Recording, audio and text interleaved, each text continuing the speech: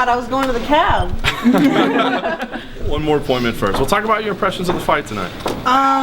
Well, with Misha and Kat, I mean, it kind of went the way I expected. Kat looked a lot better in the workouts. Misha's usually the type that really fights above herself in competition, which is one of her better attributes. So, you know, Misha looked really good. I thought the fight was stopped maybe a little prematurely.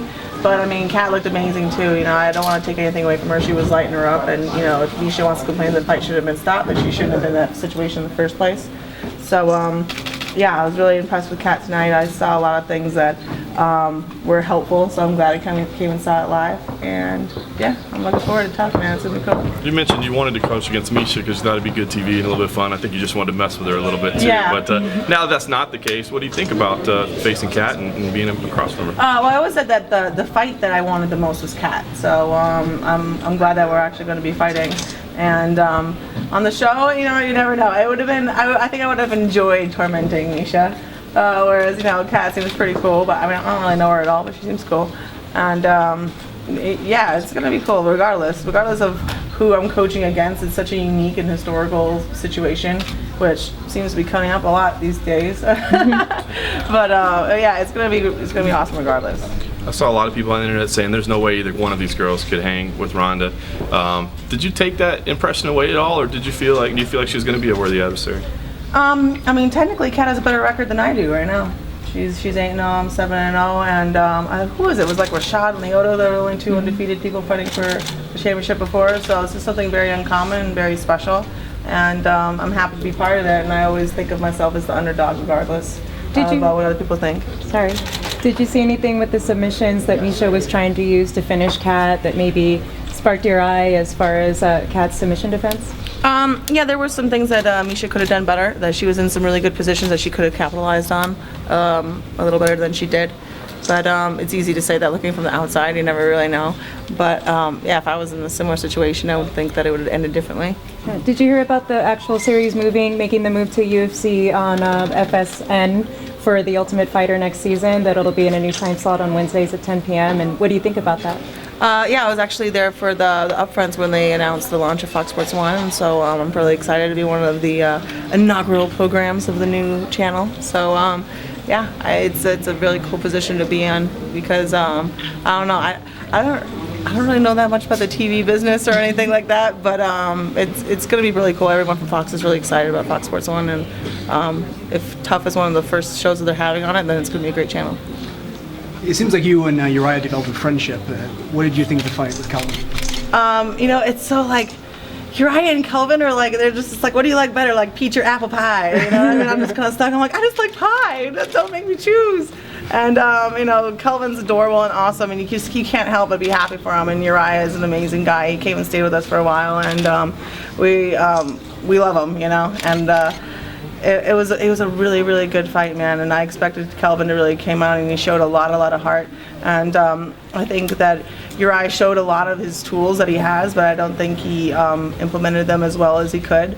But I mean, that's the good thing about the show. The show is not to pick the next champion of the UFC, it's to pick the next, you know, new guys coming up. And I just saw so much potential in both of them. I can't wait to see what they do from here on out.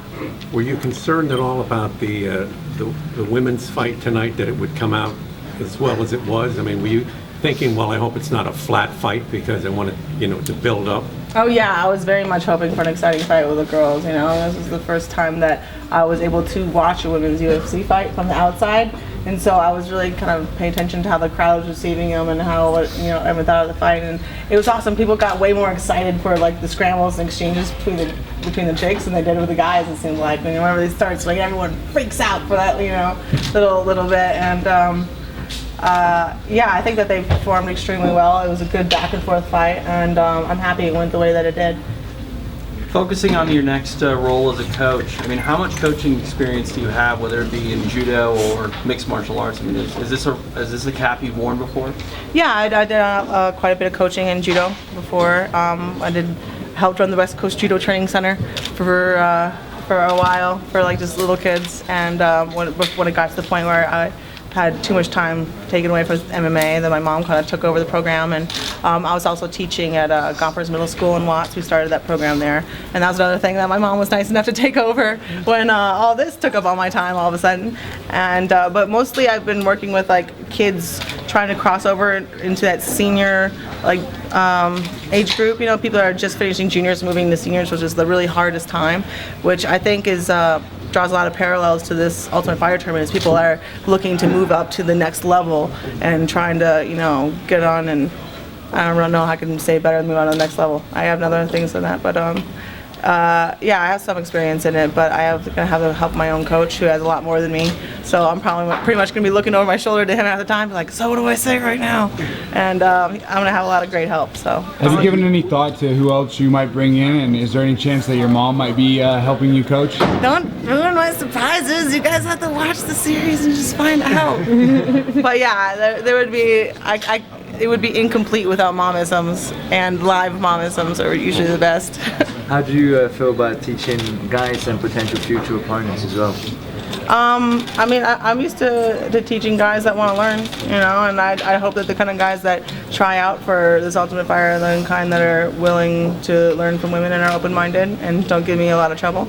And as for coaching future competition, it doesn't really bother me at all. I feel like we need the rising tide to lift all the boats pretty much right now, and so I want these girls to get as good as possible and get as much exposure as possible, and if it ends up being a detriment to me in the future, well, I just have to be that much better of a competitor. What techniques are you going to look for when you choose your team? I don't know. I really don't know yet. I don't think I'm going to try and look for people to be little copies of me. I'm going to try and look for people to be good versions of themselves, and I'm looking at everyone as overall, I think, as fighters to pick them. So you think more ground fighting, more stand-up? Does it matter? I don't think it matters. I don't favor one style over the other, you know, as someone who watches. Yeah. Me personally, I kind of do.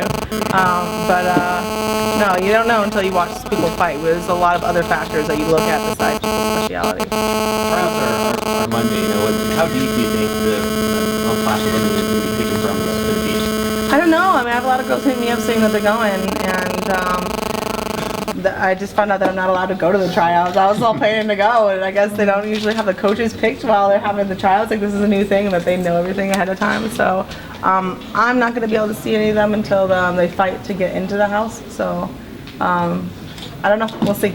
Can you talk about what the response from the fans has been like since your first fight with UFC? Amazing. There wasn't anywhere I could walk today without people screaming, and, you know, screaming in a good way, not like, we hate you. I didn't really hear any of those. But yeah, the fan response has been amazing, and I'm just lucky. I'm lucky. I have no complaints, man. It's cool. I love it. Since there's men and women, do you know how many they're going to pick of each? Oh man, you're gonna make me sound like really uninformed. Well, you may not know. Is it 8 and 8, or are they gonna? Sounds like a great number. Why don't you stick with that? Do you have any expectations for what you think the dynamic's going to be like in house? People are trying to figure out, you know, is it going to be hijinks and, you know, guys and girls and sexual tension, or do you think like there's a responsibility on the women coming in to kind of set a tone that there is a professionalism to this and that they are still trying to carve their way out in the UFC? I think the series itself has kind of been going away from that kind of attention grabby, you know, reality TV-esque kind of genre, and more into just a documentary series on, you know, the toughest, most competitive tournament in martial arts. And I think that it's going to be very similar in this season, at least at my team, because I mean, I'm going to have to remind these girls that this is the first impression that you're setting. It's the first impression that you're setting for people for women MMA fighters, because this is a lot of, like, you know, exposure that they're going to be getting.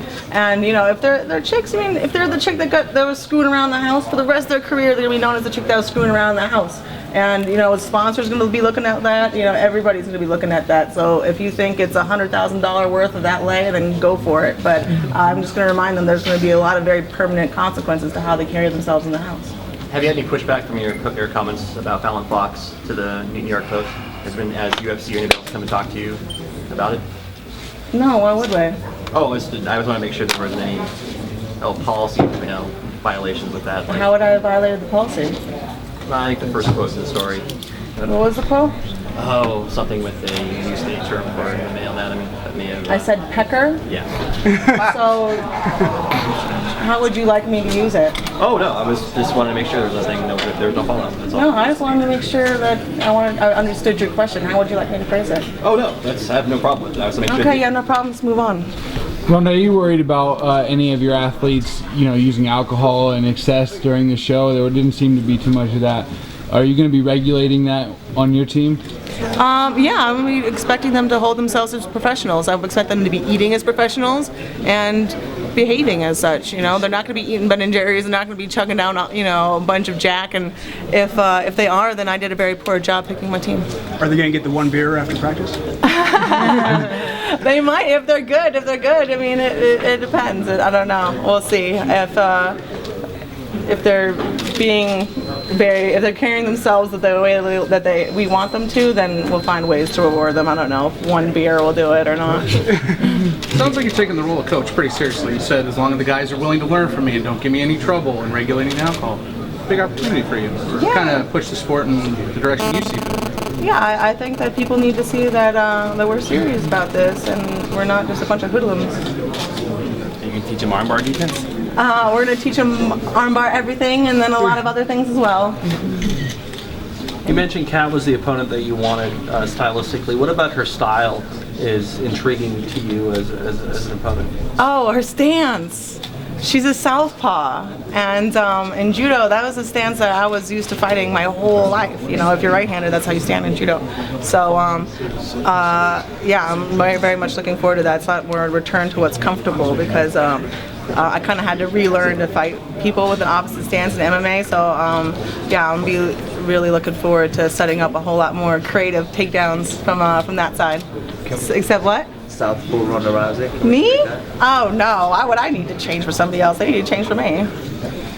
Ron, I know Misha rubbed you the wrong way. Does Kat rub you at all the wrong way? She seems like a cool chick, but I don't really know her for the whole of the wall. I mean, we haven't really sat down and made s'mores yet, but who knows? We might in the Tough House. Stay tuned. When's the first time you saw Kat? The first time I saw her was, I think we were getting ready for the press conference for the UFC 157. Right. And she came backstage and she said hello and actually shook my hand. It was very nice. So my first impression with her, she's a very respectful and cool chick. And but we're gonna be getting to know each other very, very well. So we'll see. Is there an offer to take Kat surfing after your fight with her? I mean, not yet. I mean, we just said hi and bye. But the offer's still open for Liz. Hey, call me.